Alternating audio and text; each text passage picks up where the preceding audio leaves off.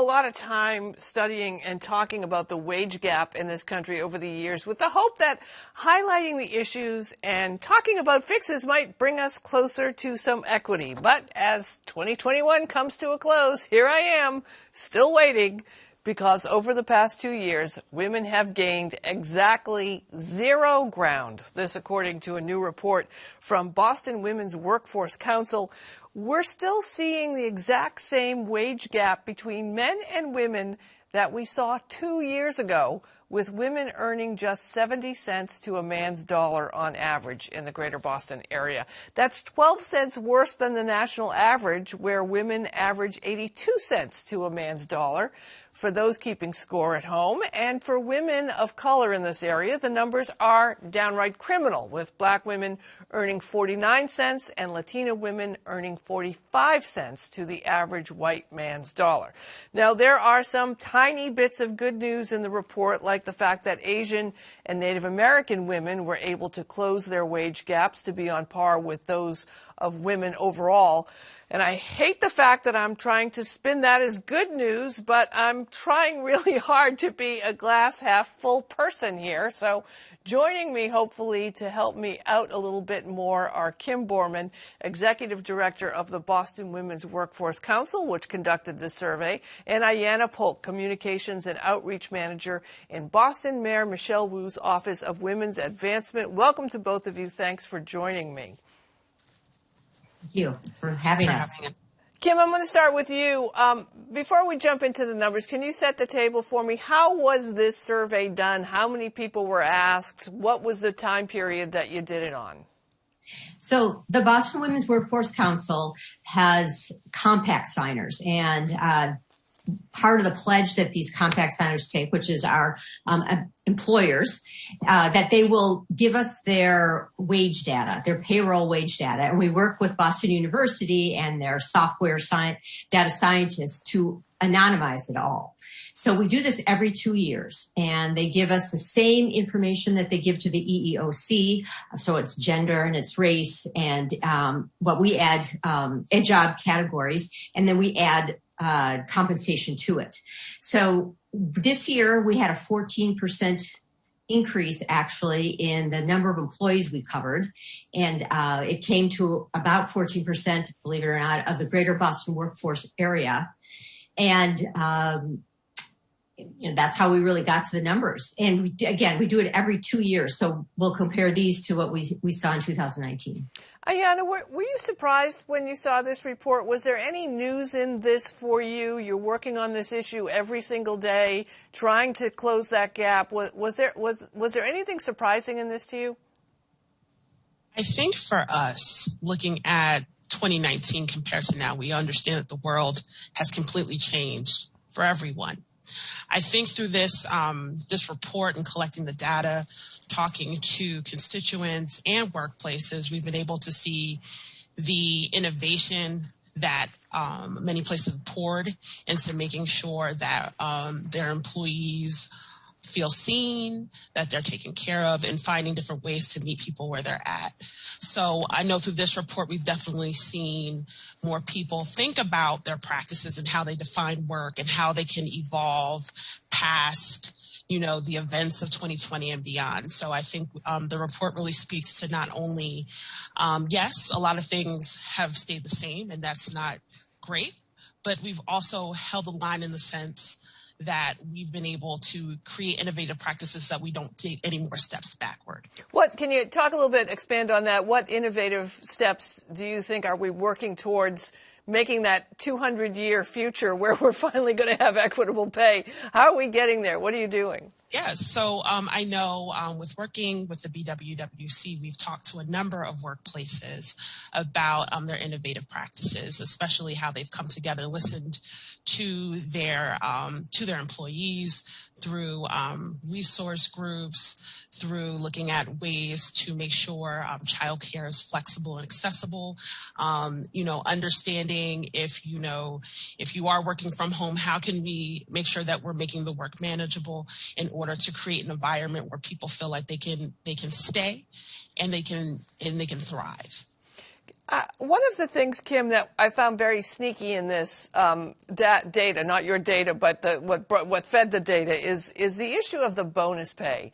You know, and for some folks who may not be paid on bonus pay, I think you look at it as this equitable way of really rewarding someone for a metric or a goal that they hit.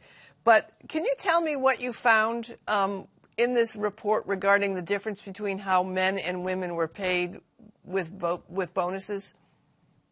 Well, one of the statistics in the report is that women earn 31 cents to the dollar on any performance pay, meaning that women don't get very much of it. And most of that is because they're not in positions where they're actually entitled to it. But the other part to this is that if you look at some of the bonus pay, especially in the executive area, and the difference in what women and men get, bonus pay can be very subjective. And that's one of the interventions that we're discussing, is that it should not be. It should become much more, the success criteria should be very objective. There should be a diverse group of people who are making those decisions, so that this extra cash is not just doled out to your friends or people that you look like.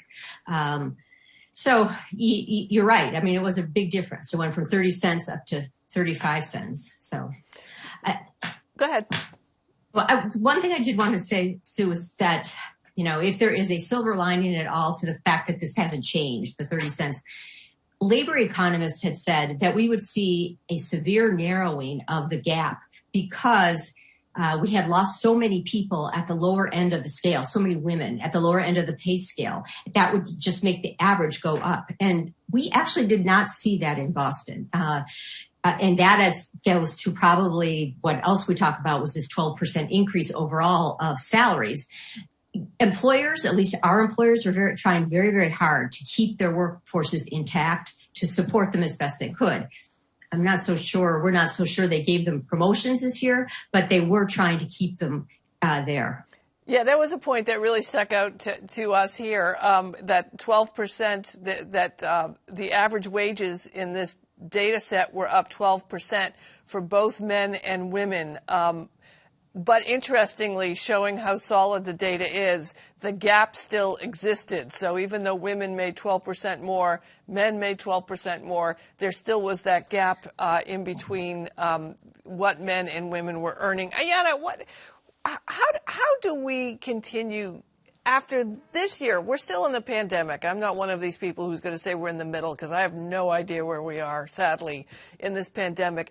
Women dropping out of the workforce in record numbers, women shouldering the burden of caring for children, educating children, taking care of parents, all of those things that have now just been expanded and increased due to COVID.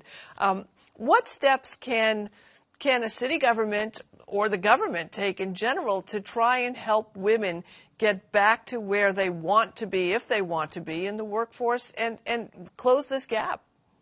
Right. So, and that's a really important question. I think that collecting this data and continuing this to be in communication with a number of these workplaces is the first step. I think from there, what we do as the public partner around our wage gap report, we really take account into this and see how we can let this inform what we need to do in order to empower, in this conversation, specifically Boston's women. And I know for the Mayor's Office of Women's Advancement here in Boston, we've really taken economic equity as something that's very important to us. Outside of looking at how we want to make sure that women are, seen and heard in the workplace, we make sure that as individuals, they know how to advocate for higher salaries. We look at women entrepreneurs and how we can make sure that, women certified owned businesses and, minority certifications are getting the resources that they need, because we understand historically and systematically that the city needs to, be there for its constituents. So I know, at least in our office, that we're working, closely with women entrepreneurs throughout the community, especially those that have been hit by COVID, thinking about those in-person industries such as, food, hospitality, where we're really seeing those things play out. But on top of that, looking at childcare as an economic equity issue, as we brought that up before, that's very important to us because we understand for a lot of families, we have a lot of women who are head of household. And with that, you're looking at, making sure that those care responsibilities are taken care of in, like you said, the lens of the pandemic. So we've done a lot to look at not only how to create flexible and high quality childcare options throughout the city, but to support childcare providers, because in that industry, you see it's largely women of color, and largely immigrant. So we want to make sure that we're reaching as many constituents as possible so that way they feel empowered in their next steps as the city goes through this journey of COVID, since it is not over. Right. Kim, I'm sure you agree with me. I'm a big fan of you can't fix it unless you count it, and I'm wondering if you have any advice for women and men and employers about how they can help their own companies change this gap. I once asked an employer if they ever did an anonymous pay spreadsheet just to see how people in the same categories of work were being paid, and then put the gender next to it to see where the inequities were. And when they did that, they were shocked that on almost every spot they were paying the man more, even if it was just a small amount, it was still more. Are there things that people can do to short of going on strike and demanding, but help give employers tools to try and close this gap on their own? Well, we are producing a tool. It's called a wage gap calculator, and we're producing it with the mayor's office and with Ayanna to help people do this. It's not tough math. It's just different math than what they're doing now. Anytime that an employer talks about or typically talks about pay equity, they typically look horizontally. Am I paying equal pay for equal work? Equal pay for equal work has been the law since 1963. So we kind of hope they're doing that already, but they're not always doing that. So it's important to see. But what we're looking at, and the calculations are on our website, and again, we should have a tool in the first quarter that helps employers do this. We're asking you to do simple math. How many men do you have at your company, and how many women do you have at your company? And what's the difference between the average compensation for the men and the average compensation for the women? It's a raw gender gap that just shows a relationship. And when people see that for the first time, their eyes are just wow. And it doesn't tell you exactly why you have a problem, but it begins to give you direction as to where you go from there. Just like you said, it's the beginning of seeing the indicators. And so that's what we say is we say, do the math. You have to do the math. Ayanna, I want to circle back again and talk about childcare again, because I think sometimes people don't get how essential having childcare, reliable childcare, is for women in business on every single level of business. I was just recently at a launch of a company that was investing in women business people, and every single woman who got up to speak about launching her company talked about the difficulties of getting childcare in launching her company. And I have been to a million of those events with men, and never once have I heard a man say, well, I was trying to launch the company, but, I ate a lot of ramen noodles, but I had childcare. That never came up. Are we on a brink, because of COVID and other issues, of the country actually understanding how getting reliable childcare, whether it's from the government or whether it's from private sources that's affordable, is essential to our economic success, both for women and for everybody? Are we close to that? I think that conversation is becoming more present, especially where we are right now in the space of redefining work. We're understanding that, more, parents, caregivers are sharing that space with their little ones. So now we've definitely seen more folks rally around this conversation around childcare and how important it is. And we've seen, and especially in our conversations, we've had more men step up and ask questions and understand now that more people are sharing space, what that responsibility looks like. And I think through our office and the work that we've done, we've been able to engage the city through our annual city census survey that we share throughout the city of Boston, to really get that firsthand information from, from all caregivers to understand the climate of where things are and how they feel, what their pains are, so that can inform our steps going forward. So I will say that it's on the front of a lot of people's mind, even folks that do not have children, because you work with people who have children. That impacts the engine of any workplace. So I know that that's definitely more prominent when people are having discussions about work, and childcare has started to rise to the top of that conversation. So I am happy to see that. Kim, I just want to ask you as we wrap up, we keep talking about the workforce. Everything is blown up now, right? People are getting paid a lot more money. Some people for doing the same job, so they'll say, some places are offering really generous time off for bereavement of a pet for 2 weeks. I have a young adult who I know who just got paid an extraordinary amount of money to go work at a company, even though he's not even done with college yet. And at the same time, we have all of these challenges and these economic hardships. But how would you classify your forecast as we move forward with all of this chaos, which could grow some good stuff? Are you optimistic, cautiously optimistic, hopeful? How would you classify yourself?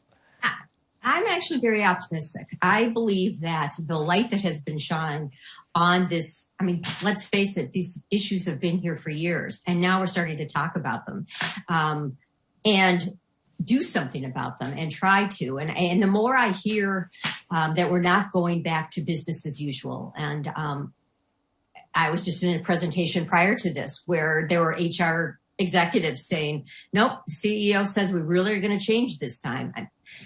So I'm hopeful. I'm hopeful that we are going to. So it's really the lessons that we learned during the pandemic seem like they are going to be put in place. All right. From your lips to every business leader's ears, Kim Borman, Ayanna Polk, thank you so much for joining me. Have a great holiday season. I appreciate your expertise.